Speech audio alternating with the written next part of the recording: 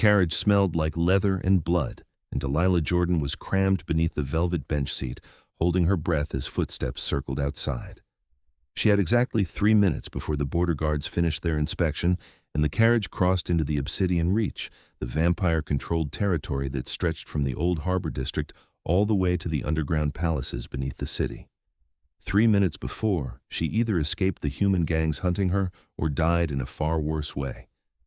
The stolen ledger pressed against her ribs through her jacket, every page documenting years of illegal blood trafficking between corrupt human officials and rogue vampire dealers.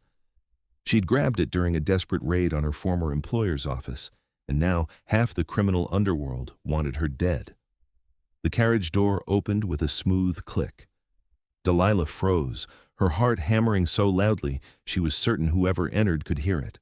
Expensive boots stepped inside, moving with inhuman grace across the floor. The door closed. The carriage lurched forward. She was trapped inside with someone, and given the supernatural quiet of their breathing and the cold that seemed to radiate from above her hiding spot, that someone was definitely not human. Comfortable down there? The voice was male, deep, and laced with dark amusement. Delilah's blood turned to ice. She didn't move, didn't breathe, pressing herself flatter against the carriage floor. Maybe he was talking to someone else. Maybe she'd misheard. "I can hear your heartbeat, little thief. It's been racing since before we left the checkpoint. You may as well come out." Her mind spun through impossible options. Fight? Laughable. Run? The carriage was already moving, and even if she could get the door open, they were heading deeper into vampire territory at speeds no human could match. Beg for mercy. From a vampire.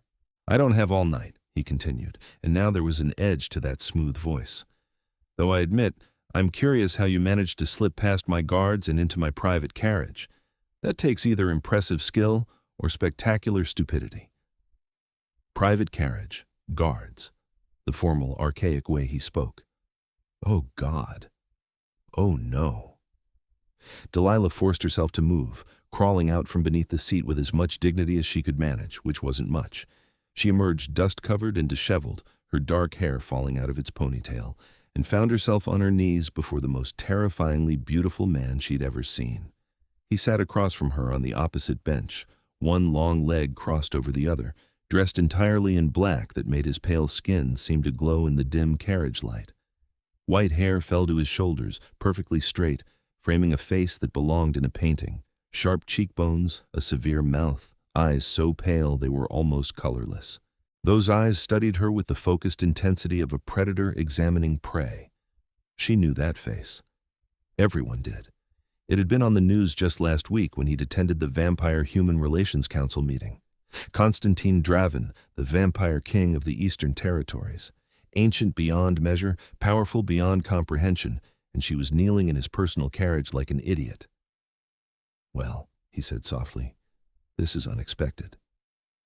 Delilah's survival instincts warred with her exhaustion.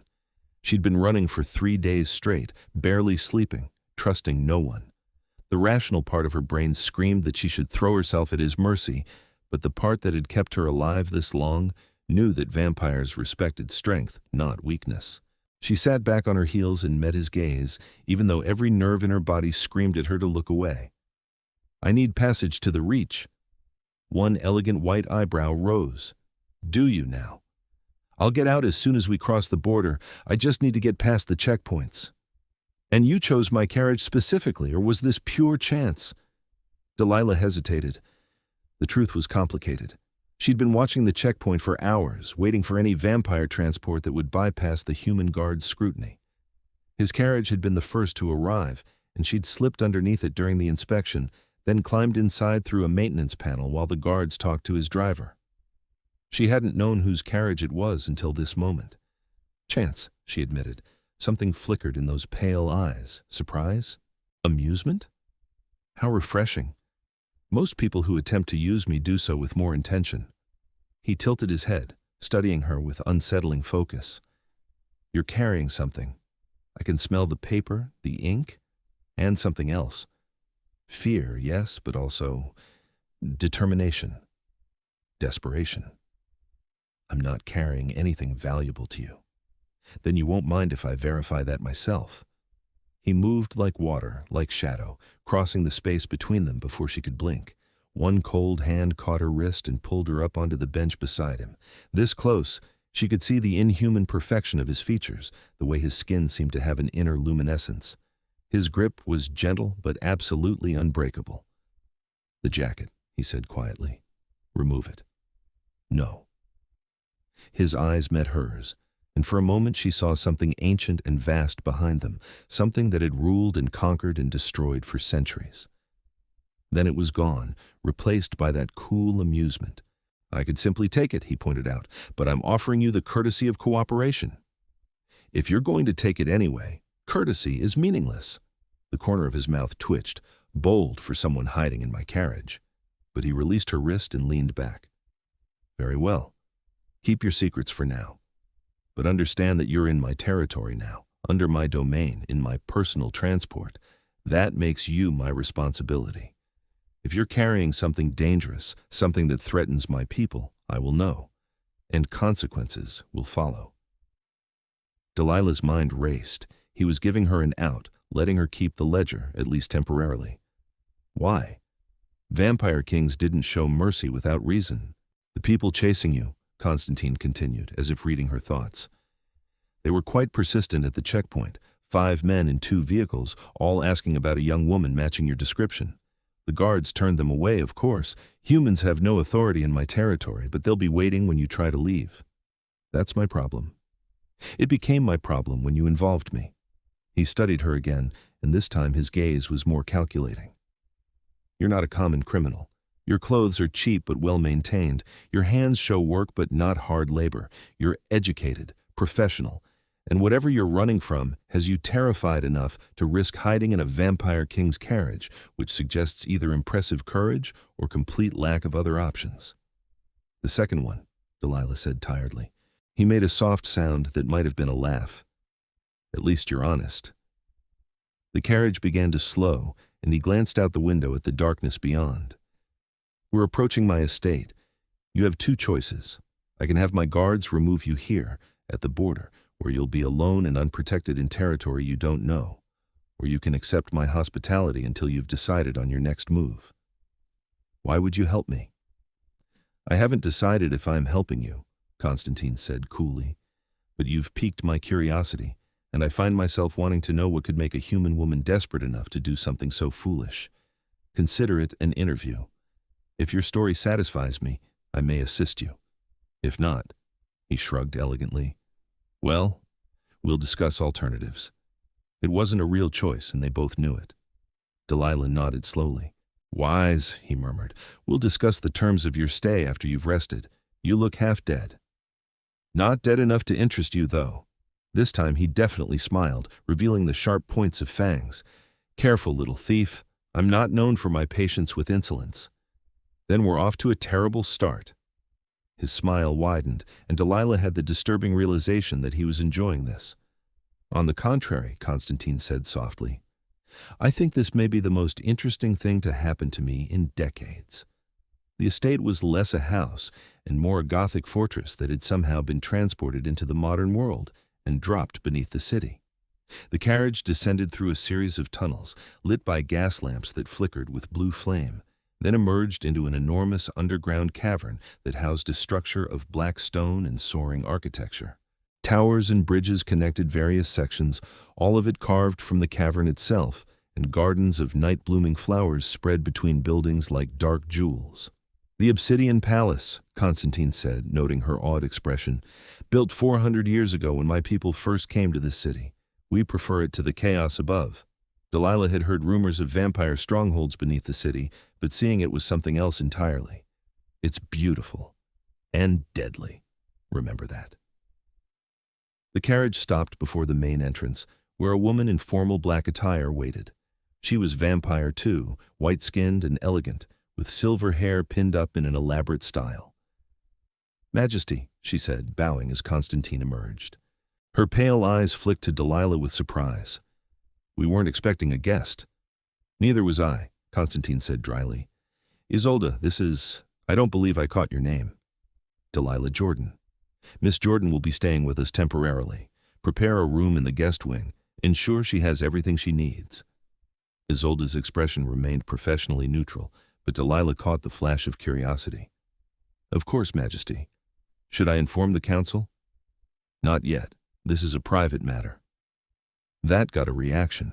Isolde's eyebrows rose fractionally before she smoothed her features back into neutrality. "As you wish." Delilah followed them inside, acutely aware of how out of place she looked.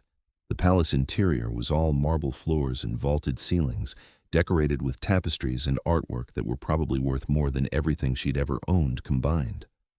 Vampires moved through the halls like living ghosts, all of them stopping to bow when Konstantin passed. He noticed her discomfort. "You're safe here. No one will harm a guest under my protection. Even a human? Especially a human. We have laws, Miss Jordan. Ancient ones. Guest right is sacred among my people." They climbed a winding staircase to what Isolde called the guest wing, though it looked more like a luxury hotel. The room she was given was larger than Delilah's entire apartment had been, with a 4-poster bed, an adjoining bathroom, and tall windows that looked out over the underground gardens. "I'll have food brought up," Isolde said. "Human food. And clothing, if you'd like to change." "Thank you." Isolde hesitated at the door. "His Majesty is not usually given to spontaneous gestures of charity. Whatever your situation, don't mistake his curiosity for kindness. He's a fair ruler, but he's still a predator." "I noticed." "Good. Then you might survive your stay." She paused. "The ledger you're carrying, it smells of blood and fear. If it involves vampire business, you should tell him now before he finds out on his own." Delilah's hand went instinctively to her jacket. "How do you know about that?" "We can all smell it. Paper soaked in old blood has a very distinctive scent." Isolde's expression was unreadable. "His Majesty is pretending not to know what it is, which means he's waiting to see if you'll tell him yourself. Don't disappoint him. He doesn't give second chances." She left before Delilah could respond, closing the door with a soft click. Alone, finally, Delilah sank onto the edge of the massive bed and pulled out the ledger with shaking hands. It was a small journal, leather-bound, the pages covered in neat handwriting that documented every illegal blood sale, every bribe, every vampire and human involved in the trafficking ring. She'd spent 2 years working for Marcus Chen, thinking he was running a legitimate blood bank, before she discovered the truth. The blood being sold to vampires through legal channels was clean and consensual. The blood being sold under the table was neither. She'd copied everything she could before he'd caught her in his office. The chase that followed had led her across half the city and finally to that checkpoint, desperate and out of options. Now she was in a vampire king's palace, surrounded by the very creatures who might want this information destroyed. She should have felt terrified. Instead, she felt a strange sense of relief. At least here the rules were clear. Vampires had honor, even if they were monsters. It was the humans she'd learned not to trust. A knock at the door made her shove the ledger back into her jacket. "Come in." A young man entered, human by the warmth of his skin, carrying a tray of food. He set it on a small table near the windows and bowed. "His Majesty requests your presence in his study in 1 hour, if you're willing." "And if I'm not?" The young man's expression didn't change. "Then I'm to tell you that he has questions about your cargo that require immediate answers, and he'd prefer to ask them somewhere comfortable rather than in an interrogation room." Not much of a choice. His Majesty usually offers choices that aren't really choices. It's sort of his style. The young man smiled slightly. "But for what it's worth, you're safer here than anywhere else in the city. The king's protection means something." After he left, Delilah forced herself to eat, though anxiety killed most of her appetite. The food was excellent, clearly prepared by someone who knew human preferences, and she managed to get down enough to quiet her stomach. She washed her face in the marble bathroom, tried to tame her hair, and changed into the clean clothes that had been left for her, simple black pants and a soft gray shirt that fit perfectly, despite no one asking her size. Vampire senses. Right. They'd probably known her measurements the moment she'd crawled out from under that bench. An hour later, the same young man returned to escort her through the palace's winding corridors. They descended several levels, moving deeper into the complex, until they reached a set of carved doors flanked by guards. "Miss Jordan, to see His Majesty," her escort announced. The guards opened the doors without question, revealing a study that was somehow both grand and intimate. Floor-to-ceiling bookshelves covered 3 walls, filled with volumes in dozens of languages. A massive desk dominated one end of the room, and comfortable chairs were arranged near a fireplace where blue flames danced without heat. Konstantin stood by the windows, looking out over his underground kingdom, a glass of dark liquid in one hand. "Thank you, Marcus," he said without turning. "That will be all." The young man bowed and left, closing the doors behind him. "You named your human servant after my former employer?" Delilah asked before she could stop herself. Konstantin turned, one eyebrow raised. "I named him nothing. His parents managed that task 18 years ago." He gestured to one of the chairs. "Sit. And yes, before you ask, I know everything. I had my people investigate while you were resting. Marcus Chen, illegal blood trafficker. You, his former accountant. The ledger you stole, which documents his entire operation. The price on your head, which is currently sitting at $50,000. Quite impressive for 3 days of work." Delilah sat slowly, her mind racing. "You know what he is, but what he's doing?" "Now I do. The question is why you think bringing that ledger here was a good idea." "I didn't plan to bring it here. I was just trying to escape." "And now?" She met his pale eyes. "Now I'm hoping the Vampire King might be interested in shutting down an operation that's been selling diseased and non-consensual blood to his people for profit." Konstantin's expression didn't change. "Careful, Miss Jordan. You're making assumptions about my interests." "Am I wrong?"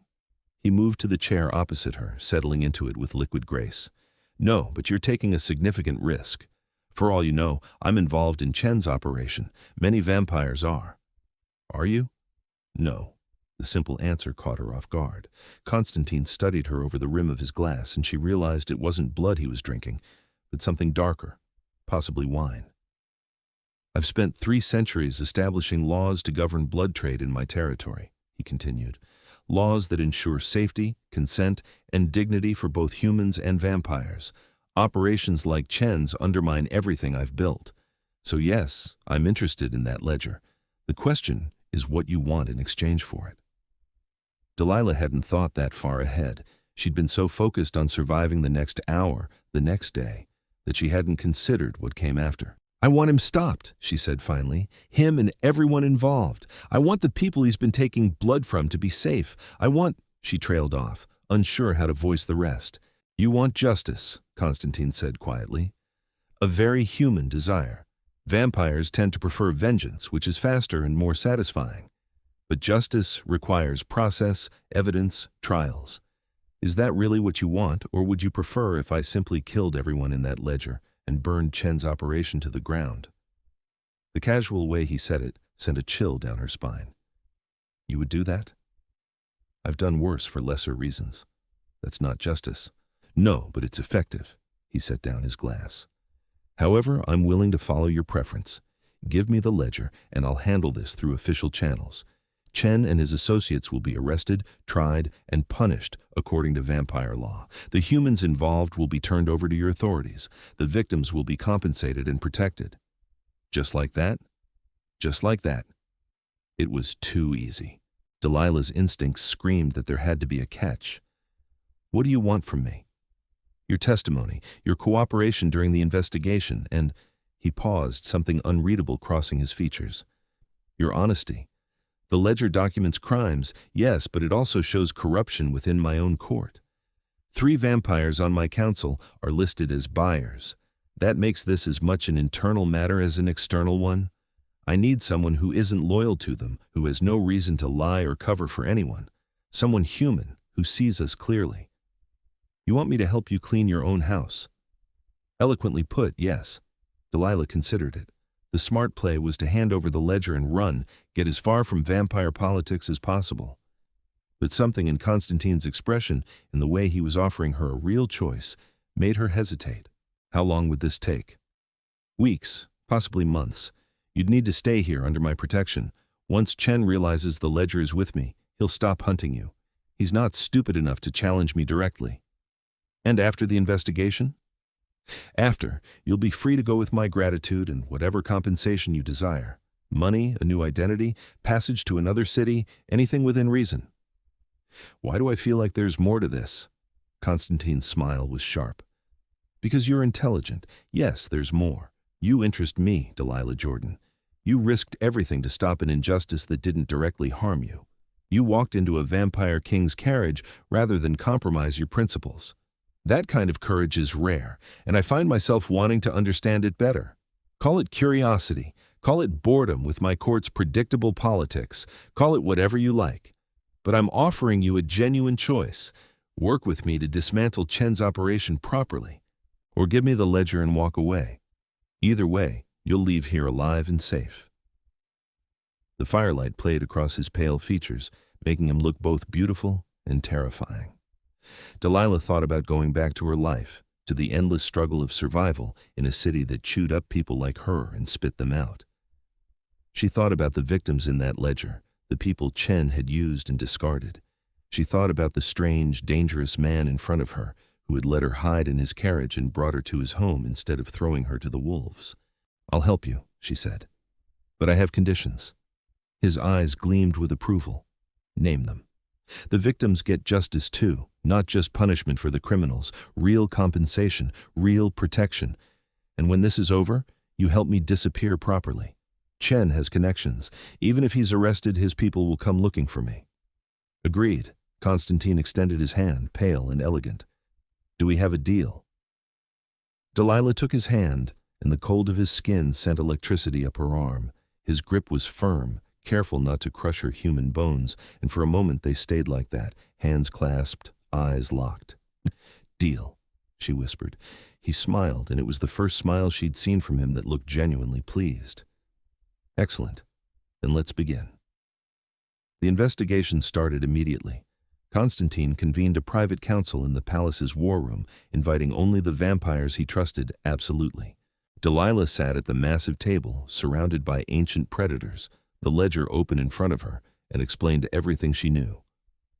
"Chen's operation runs through 3 fronts, she said, pointing to her notes.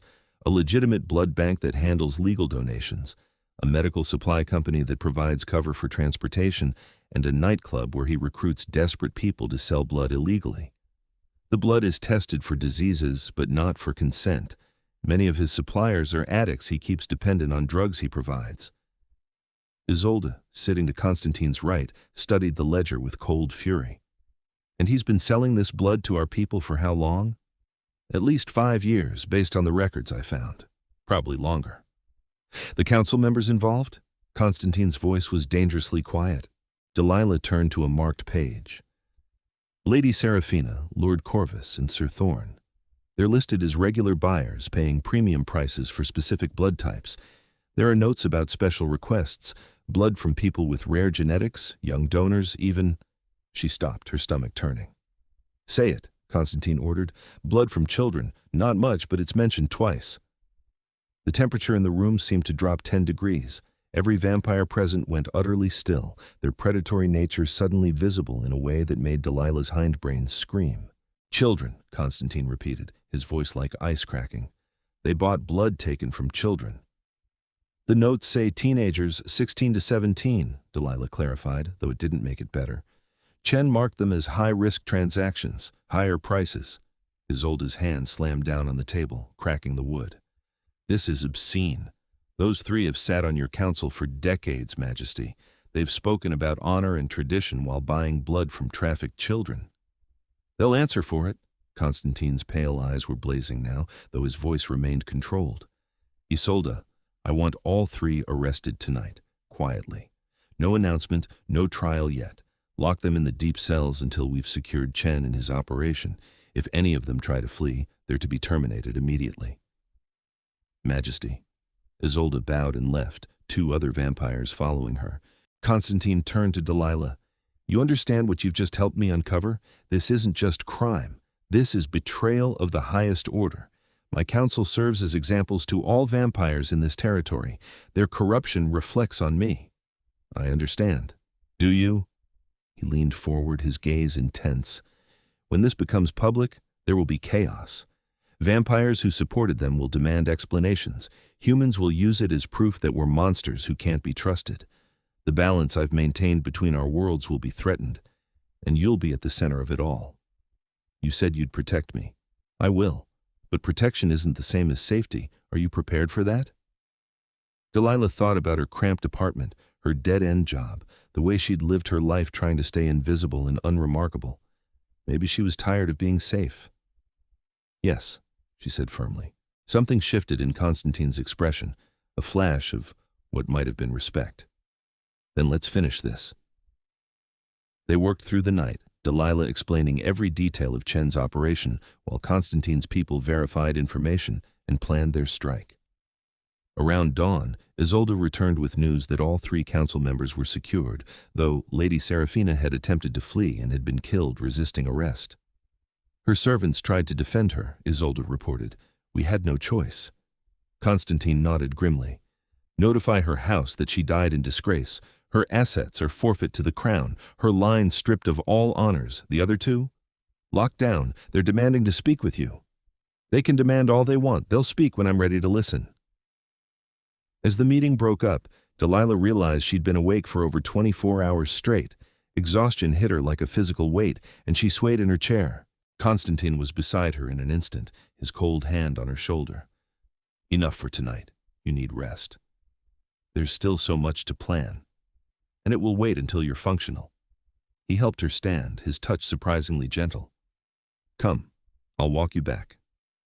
The palace was quiet in the pre-dawn hours, with most of its inhabitants retreating from the approaching sunlight. Konstantin walked beside her through the empty corridors, his presence both comforting and unnerving. Can I ask you something? Delilah said as they climbed the stairs to the guest wing. You may ask, I may not answer. Why did you really let me stay? It wasn't just curiosity. Konstantin was quiet for a long moment. When you were hiding under that bench, I could have dragged you out immediately. I knew you were there before I even entered the carriage. My guards detected you when you climbed inside. Then why didn't you? Because your heartbeat didn't sound like a spy or an assassin. It sounded like someone who was cornered and desperate and still fighting.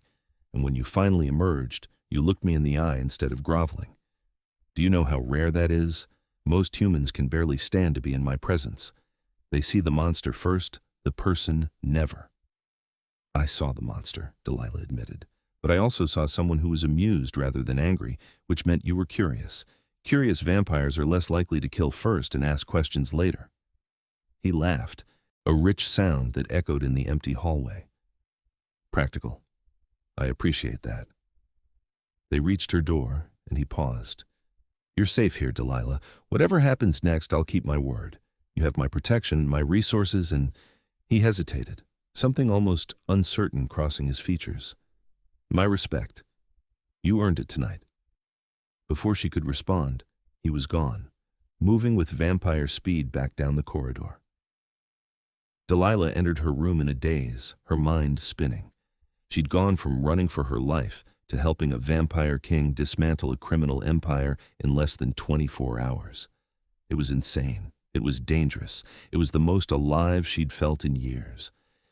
She collapsed into bed still wearing her clothes and fell into dreamless sleep. The next several days passed in a blur of activity.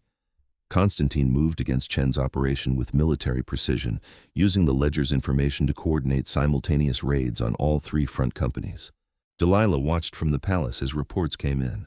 The blood bank seized, financial accounts frozen, the nightclub shut down.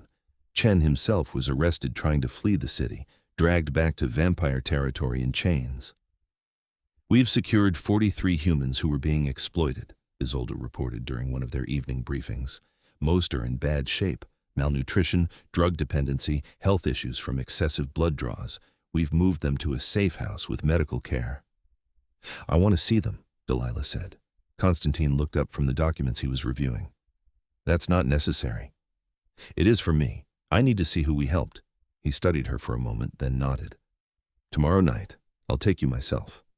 The safe house was a converted apartment building on the edge of vampire territory, staffed by human medical professionals and vampire guards.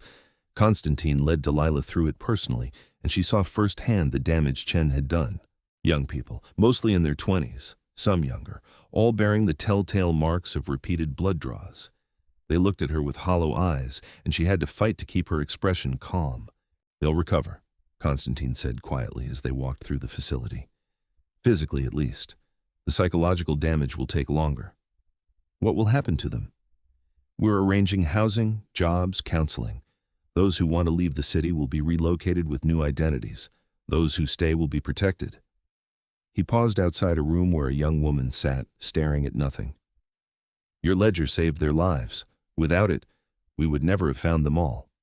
Chen was just one operation. There are probably others. I know, and we'll find them. His pale eyes met hers. You've started something here, Delilah. A purge of corruption in my territory. It won't be quick or easy, but it's necessary.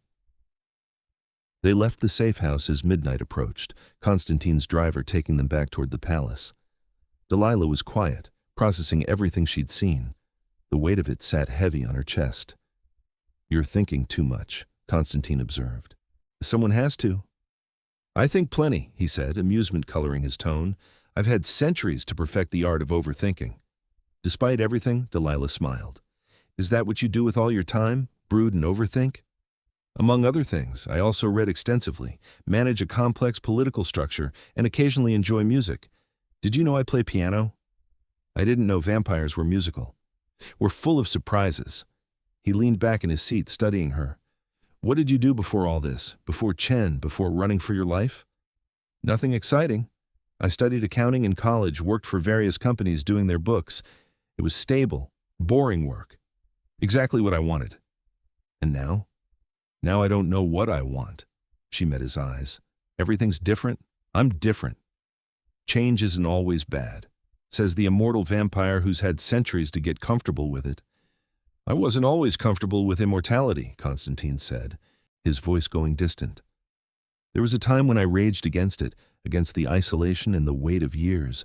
I watched everyone I knew from my human life grow old and die. I watched civilizations rise and fall. It took me a very long time to accept what I'd become. What changed?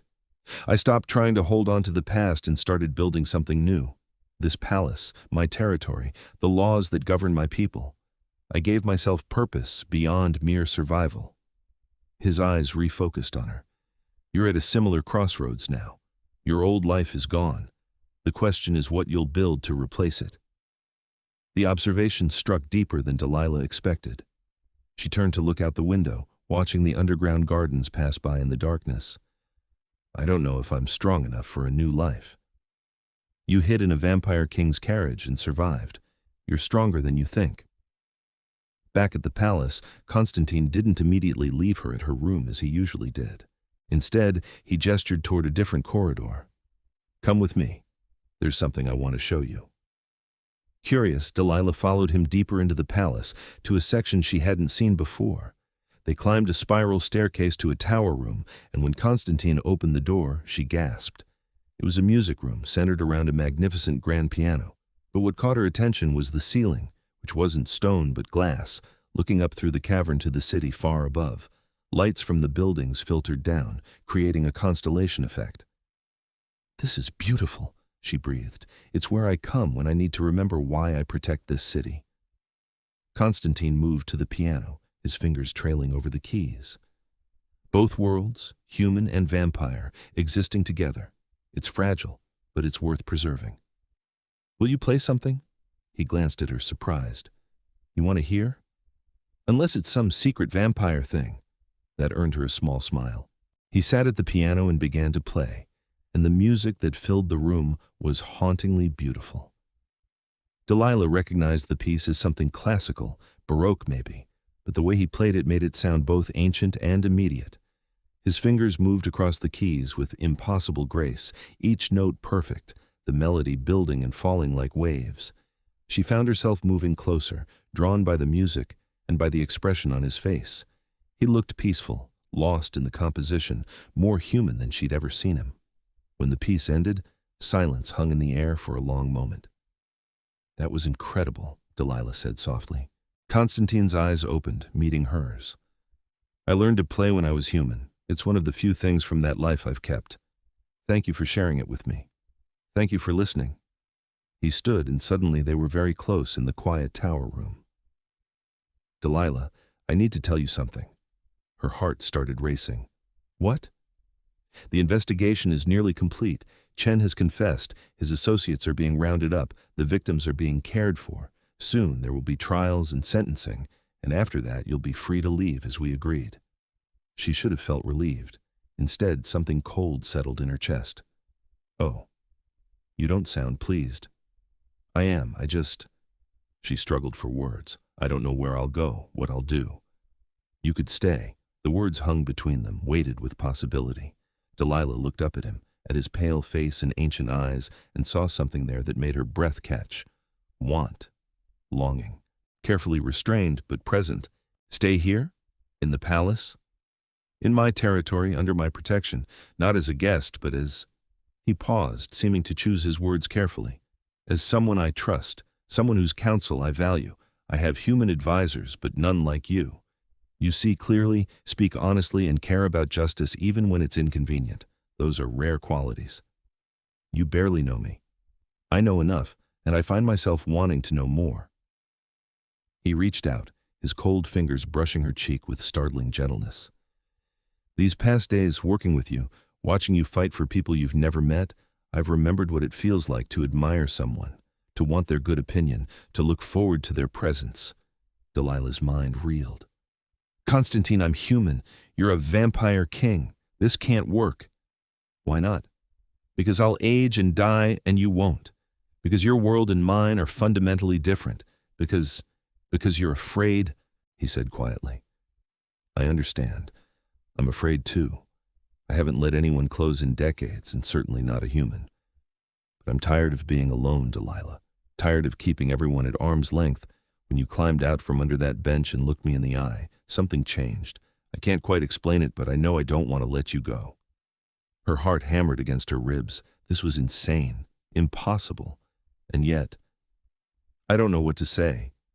Say you'll think about it. That's all I ask. His hand dropped back to his side. The trials will take another week. You don't have to decide until they're finished, but I wanted you to know that staying is an option, not as an obligation or a debt, but because I want you here. Delilah nodded slowly, her thoughts chaotic. Konstantin stepped back, putting careful distance between them. It's late. You should rest. He was gone before she could respond, leaving her alone in the tower room with the city lights above and her racing heart. The trials began 3 days later, held in the palace's grand hall. Vampires filled the galleries, come to witness their council members' disgrace and Chen's judgment. Delilah testified on the first day, walking through the ledger's contents while Chen stared at her with undisguised hatred. Security was heavy, Konstantin himself presiding over the proceedings from a throne-like chair at the head of the hall. You had no right to steal from me, Chen spat during cross-examination. No right to destroy my business. You had no right to exploit those people, Delilah shot back, to sell contaminated blood and profit from suffering. Enough, Konstantin's voice cut through the hall like a blade. The accused will show respect to the witness or be removed. Chen subsided, but his glare promised murder. Delilah forced herself not to flinch, keeping her spine straight as she finished her testimony. Over the following days, evidence piled up, financial records, witness statements from the victims, testimony from Chen's arrested associates who were trying to save themselves. Lord Corvus and Sir Thorne turned on each other spectacularly, each trying to claim they'd been manipulated by the other. It would have been entertaining if it weren't so disgusting. On the final day, Konstantin delivered his judgment. Marcus Chen, you are found guilty of blood trafficking, exploitation of vulnerable humans, bribery of vampire officials, and conspiracy to undermine this territory's laws. The sentence is death by sunlight, to be carried out tomorrow at dawn. Chen lunged from his seat, screaming threats, and had to be dragged away by guards. The hall erupted in conversation, vampires discussing the verdict in hushed, excited tones. Lord Corvus, Sir Thorne, you are found guilty of treason against your king and your people. You knowingly participated in an illegal operation that endangered both humans and vampires. The sentence is death by sunlight, to be carried out with Chen. Your titles are stripped, your houses dissolved, your names stricken from all records of honor. Neither vampire protested. They simply stared at Konstantin with cold hatred before being escorted out. This court is adjourned. The hall emptied slowly, vampires bowing to Konstantin as they passed. Delilah stayed in her seat, feeling oddly numb. It was over. Justice had been served, the victims would be cared for, and she was free to leave. She should have felt triumphant. Instead, she felt lost. "Walk with me," Konstantin said, appearing beside her seat. They left the hall through a private exit, walking through the palace gardens in silence. Night-blooming flowers released their perfume into the cool air, and somewhere in the distance, water trickled over stone. It was peaceful, beautiful, and Delilah felt her tension slowly ease. "You were magnificent today," Konstantin said finally. "The way you stood up to Chen, refused to be intimidated. You helped bring justice to people who desperately needed it. We did it together." "Yes, we did." He stopped by a fountain, its waters illuminated by blue light. "The executions will be tomorrow. You don't have to attend." "Will you?" "I must. It's my duty as king.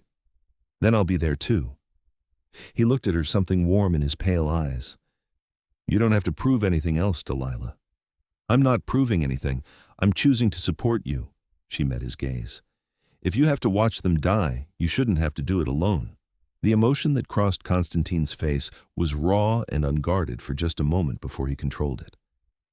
"Thank you." They stood in comfortable silence, watching the fountain. Delilah found herself acutely aware of his presence beside her, the cold that radiated from him, the way he held himself with such careful control. "I've been thinking about what you said," she admitted quietly. "About staying."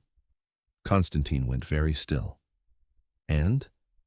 "I want to, but I'm scared." "Of me?" "Of this." She gestured between them. "Whatever this is becoming. I can't be just an advisor, Konstantin. Not when every time you look at me, I feel like I might catch fire. Not when I dream about you playing piano and wake up wishing I could hear it again. Not when the thought of leaving makes me feel like I'm losing something I didn't know I had." He turned to face her fully, his expression intense. "Then what do you want to be?" "I don't know. Something more. Something—" She trailed off, frustrated by her inability to articulate it. Konstantin moved closer, his hand coming up to cup her face with infinite gentleness. "I'll tell you what I want, and you can decide if it aligns with your wishes. I want you to stay here, in this palace, as my partner. Not my servant, not my subject, but my equal. I want to show you my world, learn about yours, and find a way to blend them. I want to hear your laugh every day and watch you argue with my counsel when they're being idiots. I want to protect you, cherish you, and perhaps someday love you, if you'll let me." Delilah's eyes burned with tears. "You're talking about a relationship, a real one." "I'm talking about whatever we choose to make it." His thumb brushed away a tear that had escaped. "I know the obstacles, your mortality, my nature, the complications of our worlds. But I've had centuries to learn patience, and I'm willing to face those challenges if you are. We don't have to decide everything tonight. We can take it slowly, learn each other, see where this leads. What if it leads nowhere? Then at least we'll have tried. At least we won't spend our lives wondering, what if?" He leaned closer, his breath cool against her skin. "I haven't felt this alive in decades, Delilah. You make me remember what it was like to be human, to feel hope and excitement and possibility. I don't want to lose that. I don't want to lose you." "I'm already yours," she whispered. "I think I have been since you let me stay hidden in your carriage, pretending not to notice while I figured out how to be brave." His smile was brilliant, transforming his face from beautiful to breathtaking. "Then we're agreed?" "We're agreed." Konstantin kissed her then, gentle and careful, his lips cold against hers but filled with warmth in every other way. Delilah melted into it, her hands fisting in his shirt, pulling him closer, despite knowing she should probably be terrified. When they finally broke apart, both breathless, he rested his forehead against hers. "I promise I'll do everything in my power to make you happy," he murmured. "You already do." They stood together by the fountain, wrapped in each other, while the underground palace hummed with life around them and the city lights shone far above. It wasn't a fairy tale ending because the story wasn't over, but it was a beginning. A strange, impossible, perfect beginning. The executions happened at dawn, carried out in a courtyard designed specifically for that purpose. Chen and the two corrupt council members were bound to posts as the first rays of artificial sunlight, generated by technology designed to mimic the sun's deadly spectrum, were activated. Delilah watched from beside Konstantin's throne, forcing herself not to look away as the three condemned burned. It was brutal and final, and she felt no satisfaction in their deaths, only a grim sense of closure. "It's done," Konstantin said as workers moved in to clear the courtyard. "Justice is served, and my territory is cleaner for it." "What happens now?" "Now we rebuild. I'll need to appoint new council members, establish better oversight of blood trade operations, and ensure this never happens again." He glanced at her. "And you'll help me, if you're willing. Your human perspective will be invaluable." "I'm willing." Over the following weeks, Delilah settled into her new role. She worked with Konstantin to draft new regulations for blood trade, interviewed candidates for the vacant council positions, and became a familiar presence in the palace. The vampires learned to accept her, though some were clearly uncomfortable with a human having so much influence over their king. She learned to navigate their politics, to read the subtle power plays and ancient grudges that shaped every interaction. She also learned Konstantin, slowly and carefully. His favorite books, mostly philosophy and history. His habit of pacing when thinking through complex problems. The way he softened when talking about the rare successes in bridging human and vampire relations. His unexpected sense of humor, dry and sharp. The loneliness that sometimes showed in his eyes when he thought no one was looking. They spent evenings in the tower room, sometimes working, sometimes just talking. He played piano for her, teaching her the basics when she expressed interest, laughing when her human fingers stumbled over the keys. She told him about her childhood, her dreams before Chen, the little details of human life that he'd forgotten or never knew. Slowly, carefully, they built something real. "I need to tell you about the blood bond," Konstantin said one evening, about 2 months after the trials. They were in his private study, Delilah curled up in one of his massive chairs while he worked through correspondence. She looked up at the serious tone. "What about it?" "It's something vampires can form with humans they care about deeply. A sharing of blood that creates a connection between us. It doesn't turn you into a vampire, doesn't make you immortal, but it extends your life significantly and allows us to sense each other's emotions and location." Delilah set down her book.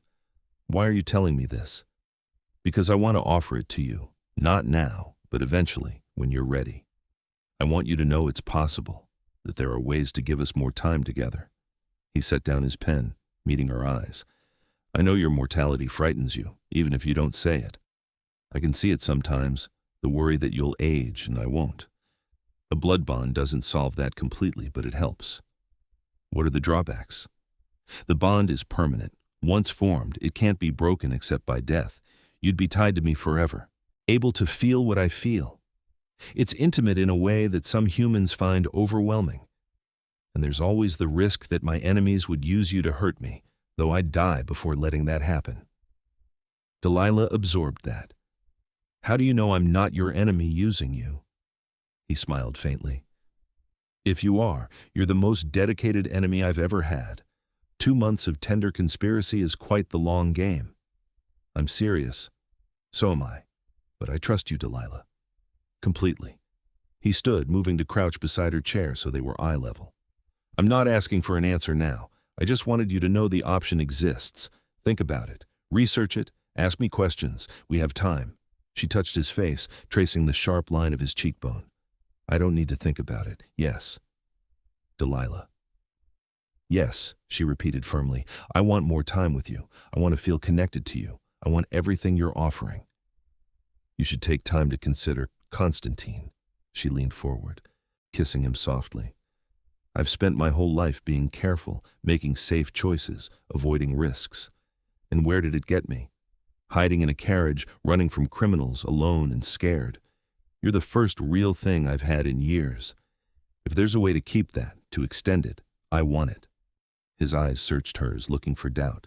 Finding none, he nodded slowly. "The ritual requires preparation, a few days at least. Are you certain?" "I'm certain." The blood bond ritual took place in the palace's oldest chamber, a room carved from the cavern's natural stone and decorated with ancient vampire symbols. Isolde and two other trusted vampires attended as witnesses, along with a human priest Delilah had requested. She wanted both worlds represented in this joining. Konstantin stood before her in formal black robes, his white hair loose around his shoulders, looking every inch the ancient king he was. Delilah wore a simple white dress that Isolde had helped her choose, something between wedding gown and ceremonial attire. "Are you ready?" Konstantin asked softly. "Yes." The ritual itself was surprisingly brief. Konstantin spoke words in a language Delilah didn't understand, ancient and flowing. He cut his palm with a silver knife, then held out the blade to her. She cut her own palm without hesitation, and they pressed their hands together, blood mingling. Power surged through the connection, foreign and overwhelming. Delilah gasped as she felt Konstantin's presence flood into her mind, his emotions crashing over her like a wave. Love, fierce and protective. Hope, fragile but growing. Desire, carefully restrained. And underneath it all, bone-deep loneliness that had existed for centuries, now finally easing.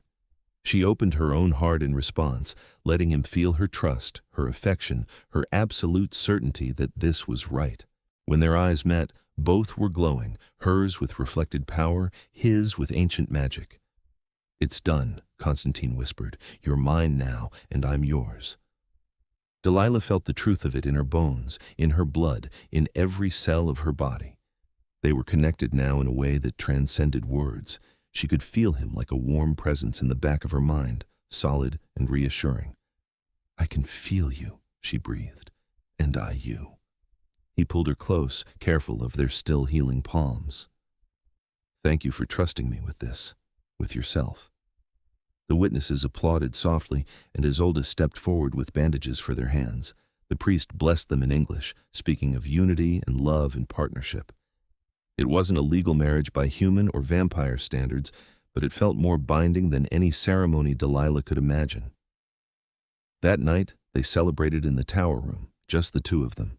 Konstantin played piano while Delilah danced slowly to the music, feeling lighter than she had in years. When he finally stopped playing and joined her, pulling her into his arms, she pressed her face against his chest and simply breathed him in. "What are you thinking?" he asked. "That I hid in a vampire king's carriage and somehow ended up here? It's insane." "The best things usually are." He tilted her chin up, his expression tender. "I spent miles pretending not to notice you, trying to decide if you were a threat or an annoyance. I never imagined you'd become essential." "Essential seems dramatic." "It's accurate." He kissed her forehead, her cheeks, finally her lips. "You changed everything, Delilah. You walked into my stagnant existence and reminded me why immortality could be beautiful instead of burdensome." "That's quite a responsibility." "You seem to handle responsibility well." She laughed, the sound echoing in the tower. Above them, the city lights twinkled through the glass ceiling, and below, the palace hummed with life. Two worlds, human and vampire, balanced precariously but held together by people like them who were willing to bridge the gap. "What do we do now?" Delilah asked. "Now? We live. We work. We face whatever challenges come." Konstantin's arms tightened around her. "Together. Together," she agreed. And as they stood in their tower sanctuary, connected by blood and choice and something that felt remarkably like love, Delilah knew she'd made the right decision. The scared woman who'd hidden in a carriage was gone, replaced by someone stronger, braver, and infinitely more alive.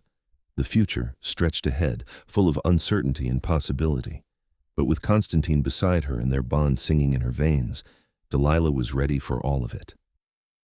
6 months passed in a rhythm that felt both new and timeless. Delilah's role in the palace evolved from advisor to something more integral. She became Konstantin's partner in truth, sitting beside him during council meetings, offering perspectives that often challenged traditional vampire thinking. The council learned to respect her voice, especially after her suggestions about integrating human technology into blood donation systems proved wildly successful. The bond between them deepened with time. Delilah could now sense Konstantin's location even when they were apart, feel the general tone of his emotions, and sometimes catch glimpses of his thoughts when he was feeling particularly strong emotions. He sensed the same from her, and it created an intimacy that neither had expected to be so profound. "You're worried about something," Konstantin said one evening, entering their shared chambers to find her staring out the window. They'd begun sharing space about a month after the bonding, a gradual shift from separate rooms to spending every night together. His chambers were vast and luxurious, decorated in dark woods and rich fabrics, with the same glass ceiling that looked up to the city above. "The human rights group is planning another protest," Delilah said. "They're calling for an end to all blood trade between humans and vampires, even the consensual programs." Konstantin moved behind her, his arms encircling her waist. "Let them protest. We've done nothing wrong." "They're scared." After Chen's operation went public, a lot of humans started questioning whether any blood trade can be ethical. "And what do you think?" She leaned back against him, solid and cool. "I think we proved that regulation works. The new system has strict oversight, guaranteed compensation for donors, and harsh penalties for violations. But fear isn't rational. They see vampires as predators, and no amount of evidence will change some minds."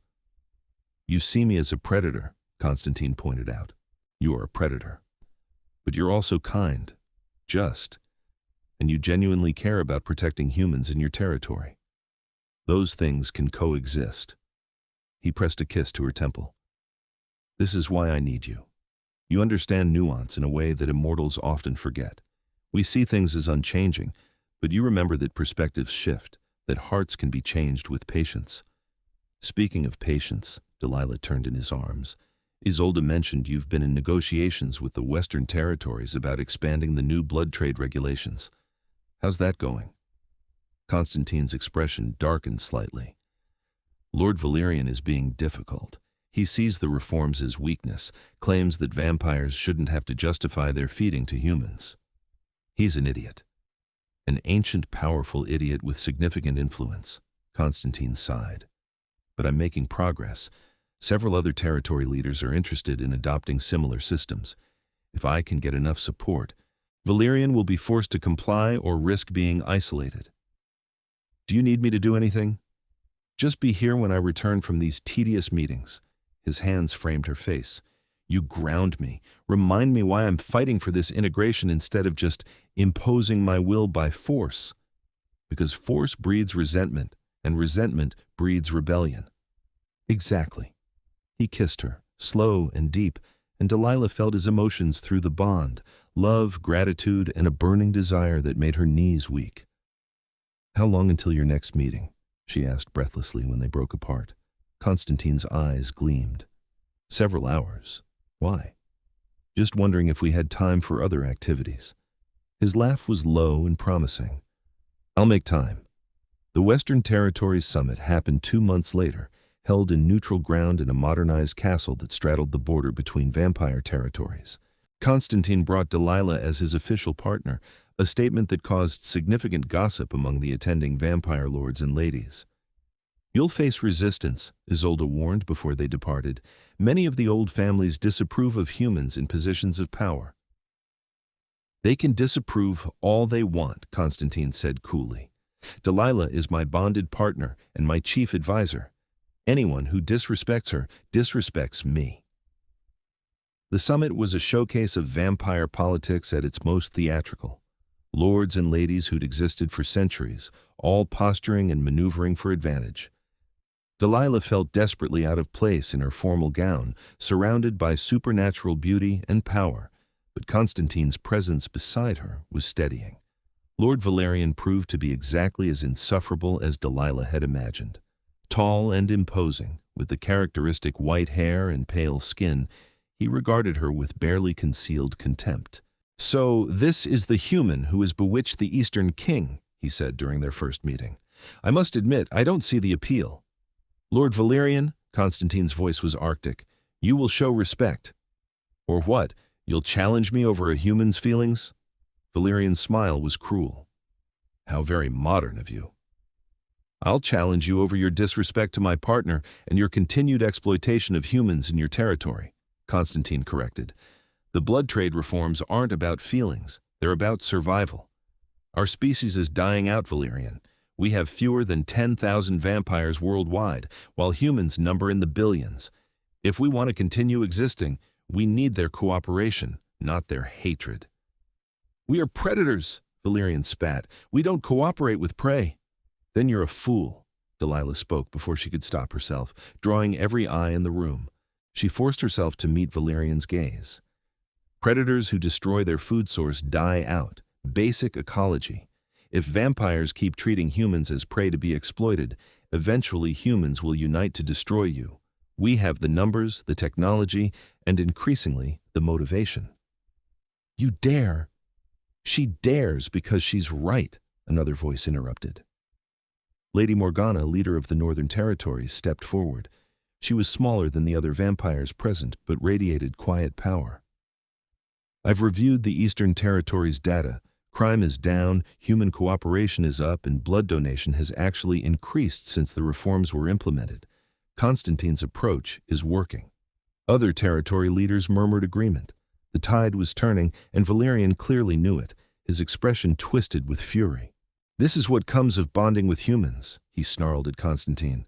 You've gone soft, forgotten what you are. I've remembered what we could be, Konstantin corrected. Partners with humanity instead of parasites upon it, but you're welcome to continue your current path. I'm sure it will end wonderfully for you. The argument continued for hours, eventually moving into formal negotiations. By the end of the summit, 8 of the 12 vampire territories present had agreed to implement reforms similar to Konstantin's. Valerian and his allies refused, but they were now in the minority. You did well, Konstantin told Delilah as they prepared to return home. Standing up to Valerian took courage. I was terrified. I know. I felt it through the bond. He pulled her close. But you did it anyway. That's real bravery. Will he cause trouble? Probably. Valerian doesn't accept defeat gracefully. Konstantin's expression was troubled. But we have allies now. The movement toward reform is gaining momentum. Your voice today helped make that happen. Delilah pressed her face against his chest, feeling his heartbeat, slow and steady. Through their bond, she felt his pride in her, his love, and underneath it all, a fierce protectiveness that promised he'd destroy anyone who tried to harm her. I love you, she said quietly. They'd said it before, but it still felt new each time. I love you too, Konstantin replied, more than I thought possible, more than is probably wise. Wisdom is overrated, his laugh rumbled through his chest. Another thing you've taught me. They returned to the Obsidian Palace as heroes. Word of the summit's success had spread, and even the vampires who'd been skeptical of Delilah now regarded her with grudging respect. Isolde greeted them with a rare smile.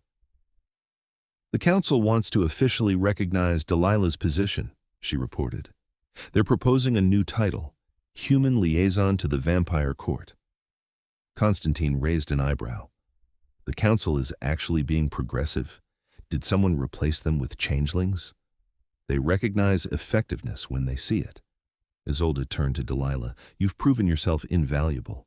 Even the traditionalists admit that your insights have prevented significant conflicts. I'm just trying to help, Delilah said. You're doing more than helping. You're changing centuries of tradition. Isolde's expression softened. For the better. The official recognition ceremony took place the following week, attended by vampires from across Konstantin's territory. Delilah was given a formal title, a seal of office, and a position on the council with full voting rights. She was the first human to ever hold such a role in vampire government. You're making history, Konstantin murmured as they stood before the assembled vampires, his hand warm in hers despite his natural cold. We're making history, she corrected. He smiled, and in that moment, she saw their future stretching ahead. Not forever. Even with the bond's life extension, her human mortality would eventually claim her. But for decades, perhaps a century if they were lucky. Time enough to change things, to build a better world for both their peoples. Time enough to love him fully, completely, without reservation. A year after she'd hidden in that carriage, Delilah stood on the tower balcony with Konstantin, looking out over the underground palace. The same city lights shone above, but everything else had changed. Do you regret it? Konstantin asked, seeming to read her thoughts. Agreeing to stay, bonding with me, giving up your human life? Delilah considered the question seriously. She'd sacrificed normalcy, safety, the possibility of an ordinary existence. but she'd gained purpose, love, and a partnership that challenged her to be better than she'd ever imagined. "Not for a second," she said firmly. "Even knowing the difficulties ahead, the politics, the prejudice, the inevitable pain of your mortality. Especially knowing those things." She turned to face him. "Before I met you, I was surviving, not living. Now every day feels meaningful. Every challenge feels worth facing. I wouldn't trade that for anything." Konstantin pulled her close, his embrace fierce. Through their bond, she felt his emotions, complex and overwhelming. Love, gratitude, hope, and a determination to make every moment they had together count. "I pretended not to notice you for miles," he said softly. "Sitting in that carriage, knowing you were hiding beneath the seat, I told myself I was simply curious about what you'd do. But the truth is, I noticed you from the first heartbeat. I noticed your courage, your desperation, your refusal to give up, and I haven't stopped noticing since." "I hid in a vampire king's carriage," Delilah replied, "and found a home." They stood together as the palace below came alive with evening activity, vampires and humans working side by side in the systems they'd built together. It wasn't perfect. There were still conflicts, still prejudices on both sides, still challenges to overcome. But it was progress. It was hope. And it was theirs. Konstantin began to play a melody on the tower's piano, one he'd composed specifically for her. Delilah leaned against the instrument, watching his elegant fingers dance across the keys, and felt complete in a way she'd never experienced before. This was what she'd been running toward that desperate night, even though she hadn't known it. Not just safety or justice, but belonging. Purpose.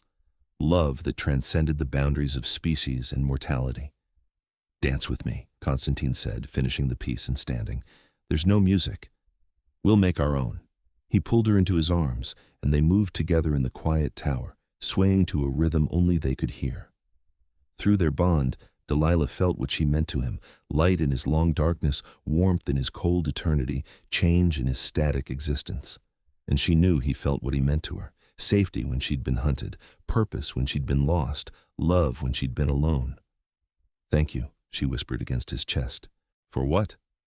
"For pretending not to notice me, for giving me time to be brave." Konstantin's arms tightened around her. "Thank you for being brave enough to stay." They remained like that, wrapped in each other, as the night deepened around them. Above, the city pulsed with human life. Below, the vampire palace thrived with ancient power. And in their tower sanctuary, two worlds met and merged in a love that neither had expected, but both had desperately needed. Delilah had hidden in a vampire king's private carriage, seeking escape. Instead, she'd found a future. And as Konstantin held her close, both of them feeling the bond that tied them together singing in their blood, they knew that whatever challenges came next, they would face them as they'd faced everything else. Together. The story that began with fear and desperation ended with love and hope. The woman who'd been running found a reason to stay. The king who'd been alone found a partner who saw him clearly and loved him anyway. And in the space between human and vampire, mortality and immortality, they built something neither could have created alone, a bridge between worlds, a partnership of equals, and a love story that would be whispered about in both their people's histories for generations to come. It wasn't the ending Delilah had imagined when she'd climbed into that carriage, heart racing and options running out. It was something far better. A beginning that promised countless tomorrows, each one filled with purpose, passion, and the profound certainty that she'd found exactly where she belonged. In the arms of a vampire king who'd pretended not to notice her, but who had seen her completely from the very first moment, who'd given her space to choose, time to heal, and then offered her forever, or as close to it as mortality allowed. And she'd chosen him, chosen this impossible life, chosen to be brave. Every single day, she chose him, and every single day, he chose her back. That was their story, a tale of hiding and finding, of running and staying, of fear transforming into love. It began in darkness and desperation, but it bloomed into light and hope. And as they stood together in their tower, watching the two worlds they loved existing in fragile harmony, Delilah knew with absolute certainty that hiding in that carriage had been the best decision she'd ever made. even if she'd been terrified at the time, especially because she'd been terrified and had chosen to be brave anyway. That bravery had given her everything.